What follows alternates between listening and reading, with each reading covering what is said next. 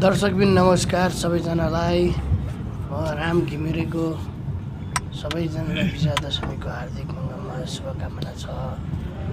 यो चाहिँ हाम्रो मुगलिन नाराघाटतर्फको मलिकुदेखि यता जामो माधवेसीको तलबाट 1 किलोमिटर लामो कम्तीमा 1 किलोमिटर तलसम्म जाम परिरहेको छ।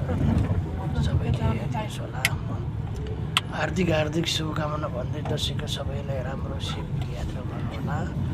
बाटोको स्थिति यस्तो छ, सबैजनाले हेरेर के कस्तो छ लाइक एन्ड कमेन्ट सब्सक्राइब गर्न नभुल्नुहोस् होला भन्दै सबैजनालाई ह्याप्पी दसैँ। सबभन्दा प्राथमिक बाइकवालालाई अलि राम्ररी हिँड्नुहोस् होला। हाम्रो नाइट बस चलाउने गुरुजीहरू सबै ड्राइभरहरूलाई सचेतसँग सबैलाई दसैँको लागि उहाँहरूको गन्तव्य ठाउँसँग राम्रोसँग पुऱ्याइदिनुहोस् होला।